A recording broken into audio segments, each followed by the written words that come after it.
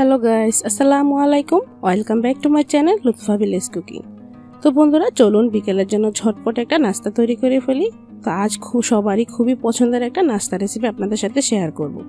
তো আজ আপনাদের খুবই মুচমুচে বেগুনির রেসিপি শেয়ার করব। এই বেগুনিটা কিন্তু 1 থেকে 1.5 ঘন্টা পর্যন্ত মুচমুচে থাকবে, সম্পূর্ণ ট্রিপ অ্যান্ড ট্রিক সহকারে এই রেসিপিটা আপনাদের সাথে আজকে শেয়ার করতেছি।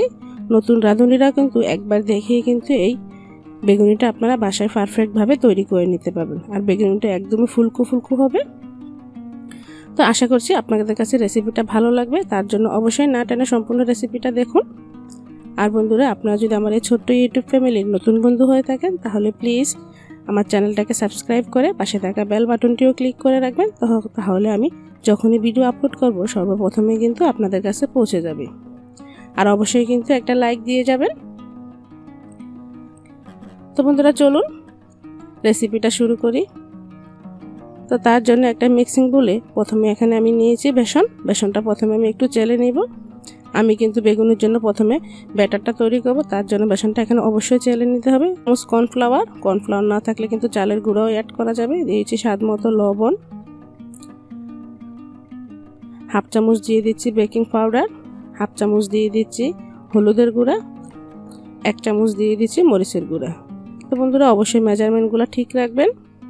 তো এখন আমি হুইক্সের সাহায্যে মিশিয়ে নিচ্ছি। আর বন্ধুরা, সবার হাতের কাছে কিন্তু কর্নফ্লাওয়ার বা চালের গুঁড়া থাকে না, সেক্ষেত্রে কিন্তু আপনারা এটা স্কিপও করতে পারেন। তো প্রথমে শুকনো উপকরণগুলো একটু ভালো করে মিশিয়ে নিয়েছি। তারপর এখানে আমি একটু ফ্লেভারের জন্য কিছু কালো জিরা দিচ্ছি। তো এটাও কিন্তু সম্পূর্ণ অপশনাল, দিলে কিন্তু খেতে খুব ভালো লাগে। প্রতিটা কামড়ে পরে খুব সুন্দর একটা ফ্লেভারও আসে। তা আমার তো খুব ভালো লাগে, তাই আমি দিচ্ছি। তা আপনাদের কাছে যদি না থাকে তাহলে এটাও স্কিপ করতে পারেন।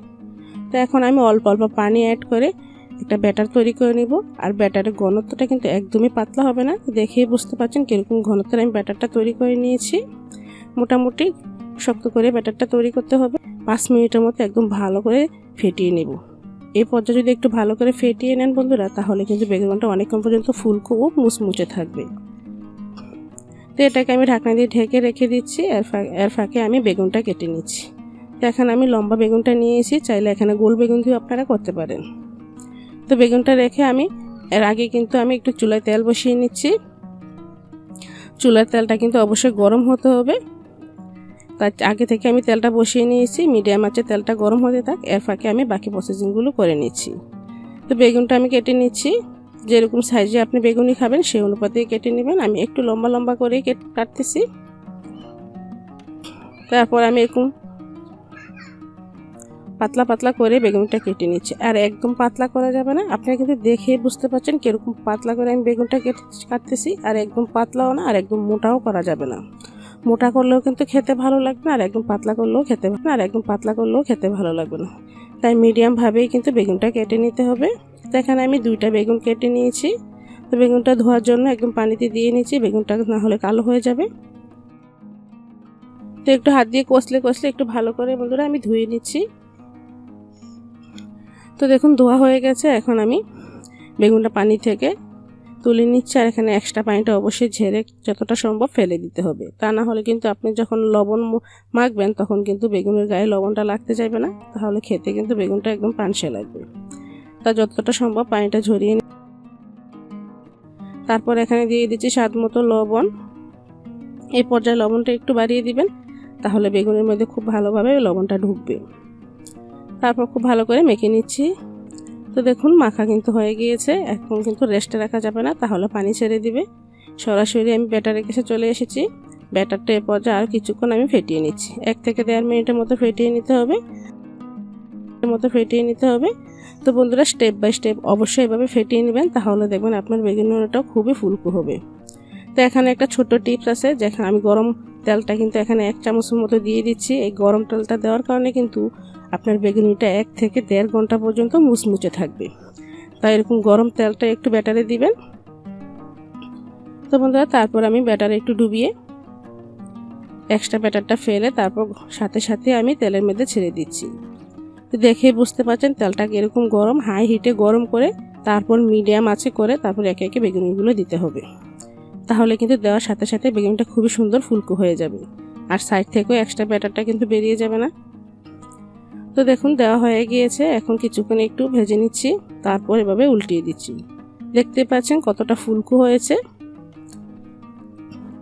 তো বন্ধুরা, এরকম মজার মজার আরও অনেক রেসিপি কিন্তু আপনার চ্যানেলে দেওয়া আছে, যেসব রেসিপিগুলো আপনার হাতের কাছে থাকা উপকরণ দিয়ে, কিচেনে থাকা উপকরণ দিয়ে কিন্তু খুব সহজে আপনারা তৈরি করে নিতে পারেন। আর বন্ধুরা, আপনারা অবশ্যই ভিডিওটা দেখে ছোট্ট একটা লাইক দিবেন, আমাকে কমেন্টস করে জানাবেন। আপনার লাইক এবং কমেন্টস আমাকে কিন্তু অনেক দূর এগিয়ে যেতে সাহায্য করে। তো আপনাদের বোঝার সুবিধার জন্য কিন্তু আমি অনেক কষ্ট করে এই ভিডিওগুলো আপনাদের মেক করে দিই। তার জন্য অবশ্যই চ্যানেলটাকে সাবস্ক্রাইব করে রাখবেন যদি ভালো লাগে। তো একে একে সেমভাবে কিন্তু আমি সবগুলো বেগুনি দিয়ে নিচ্ছি। এখানে কিন্তু অবশ্যই বন্ধুরা এক্সট্রা ব্যাটারটা একটু ঝেড়ে ফেলে দিবেন, আর ব্যাটারটা কিন্তু খুব সুন্দর করে তৈরি করে নিতে হবে। এরপরও যদি আপনাদের বুঝতে অসুবিধা হয় ব্যাটারের ঘনত্বটা, তারপর কিন্তু আপনারা একটা বা দুটা বেগুনি দিয়ে তারপর চেক করে আবারও দিতে পারেন। এভাবেও কিন্তু আপনারা বেগুনিটা তৈরি করতে পারেন। যদি দেখেন ব্যাটারটা অনেকটাই পাতলা হয়ে গেছে, তাহলে একটু আরেকটু বেসন অ্যাড করে নেবেন, তাহলে কিন্তু ব্যাটারের ঘনত্বটা অনেকটাই হয়ে যাবে আর ব্যাটারটাও পারফেক্টভাবে তৈরি হয়ে যাবে। তো দেখতে পাচ্ছেন একটা বেগুনি নয়, সবগুলো বেগুনি কিন্তু ফুলকো ফুলকো হয়েছে। তো এখানে কিছু ছোট সাইজের বেগুন আছে, সেগুলো দিয়েও আমি তৈরি করে নিয়েছি। তো সবগুলো বেগুনি মোটামুটি ভাজা হয়ে গেছে। তো বন্ধুরা দেখুন, দেখতে কতটা সুন্দর ও লোভনীয় দেখাচ্ছে। বাজার থেকে কিন্তু একদম পারফেক্ট হয়েছে। বাসায় তৈরি করা জিনিসের স্বাদ কিন্তু বন্ধুরা আলাদাই থাকে, আর পুষ্টিগুণও কিন্তু ভালো থাকে, বাচ্চারা খেলেও কিন্তু অসুস্থ হয় না। তাই অবশ্যই একটু কষ্ট করে বাসায় বাচ্চাদের তৈরি করে দিবেন, তাহলে দেখবেন বাচ্চারা খুবই সুস্থ থাকবে।